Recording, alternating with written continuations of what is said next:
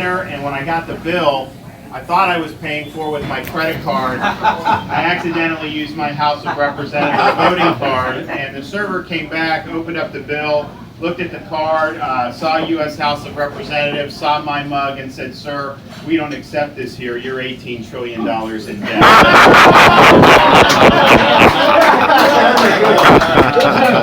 But I raise that with you as veterans because if you look at the fiscal course that the country's on, we had about $5.6 trillion in debt at the turn of the century. Now we're going to be up to $20 trillion at the end of 2017.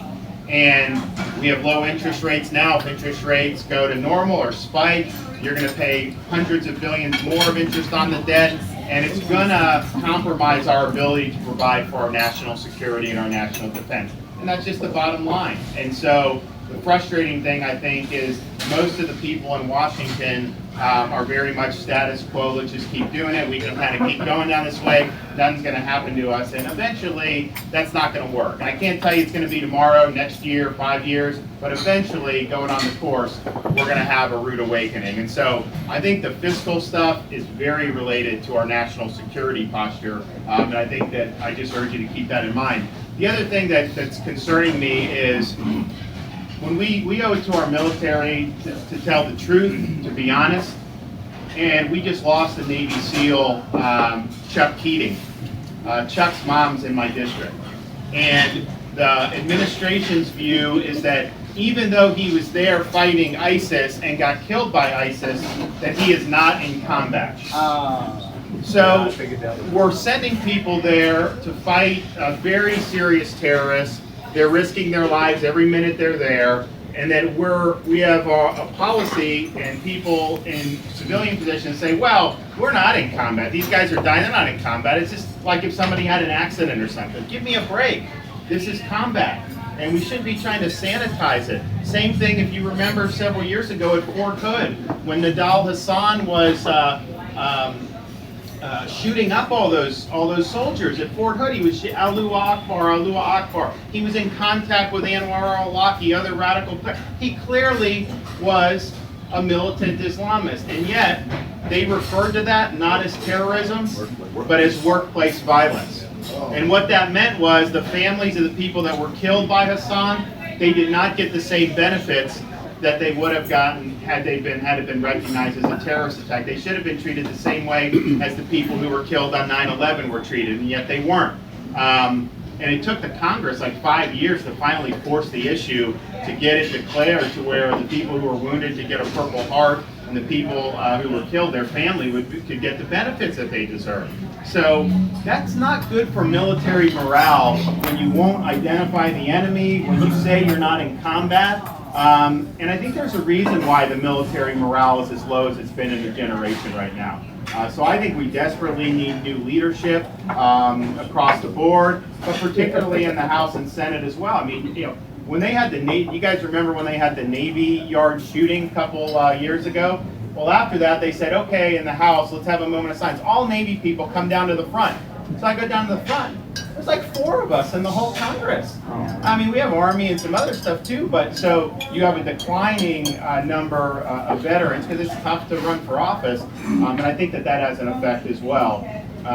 Final thing I'll say, I'd be happy to take some questions, but if you look at the conflict that we're in right now, it does matter if you properly identify the enemy, because that tells you how you have to combat the enemy. If you just have people who are committing random acts of violence for just kicks, that's something you would know, but it's much different if that enemy is committing those acts of violence because they're trying to further their worldview and their ideology.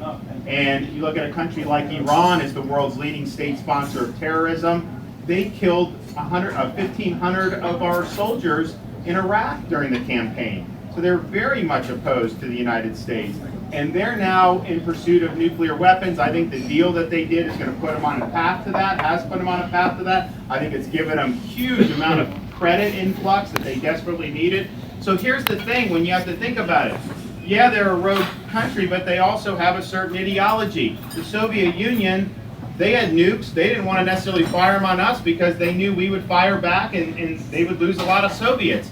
Now remember, as communists, they're atheists, so they had nowhere to go after they got blown up. So that wasn't appetizing to them. Well, these guys, this idea of mutually assured destruction, it's not really a deterrent, it's more of an inducement. If you were somebody with a worldview of an ISIS fighter or an Ayatollah in Iran, you would like to bring about really significant conflict. And so when you allow Iran to continue on this path, when you allowed ISIS to really develop not only a foothold in Iraq and Syria, but in all these European countries now, they have these cells. The danger is asymmetric, but the danger is very real. And it's frustrating when you see these things happen and we act like they're man-caused disasters or workplace violence, when that's just not the case. One of the things I noticed when I was in Iraq was so many of the guys, particularly in the Army and the Marine Corps, they had been there multiple tours. So we were there I was there in 07. So some of these guys had spent more time in Iraq than they had spent in the United States since they got out of boot camp.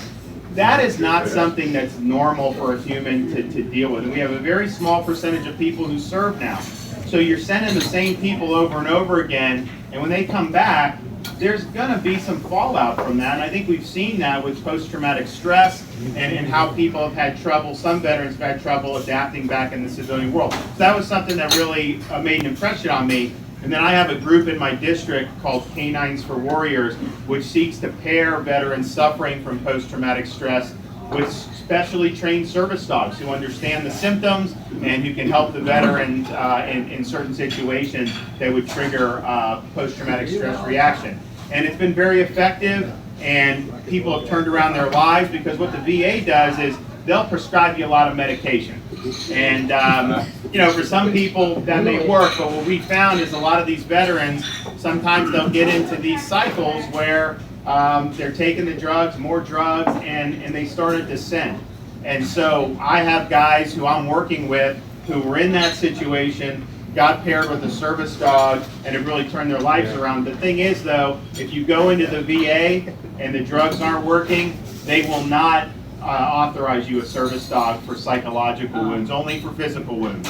And the VA says, well, we don't have evidence it works, this or that or the other thing. And so a lot of these veterans, if they can afford it, they can get it. If they can get linked up with a group who's do a good job, they can maybe get it. That's not satisfying the whole need. So we introduced a bill called the PAUSE Act, which will authorize the VA to pair some of these veterans, especially the ones with severe PTS, with a service dog. And we think that it'll save lives, because I've had veterans who have service dogs who suffer from PTS come up to me and said that if they did not get their service dog when they did, that they think they would have ended up committing suicide. So that's very powerful testimony. And so all we're doing is, it's some money, but we're taking it out of the VA's administrative budget for office decorations and all that, but we're applying it to the veteran. And there's few times when you do things in the Congress, or really in any politics, where you can definitely say we could save lives if we did it, but this one I really believe we could. And so we're getting a lot of support for it, but I think it'd be something that'd be very good, and I think it would help some guys who have really done a lot on our behalf. That's the least we can do to try to thank them for their service. So if you write your congressman, if they're not on board, whoever your congressman is around here, write them, tell them to get on board. It's a no-brainer, I think, and we're looking to push it forward as soon as we can. And with that, I'll be happy to take any questions.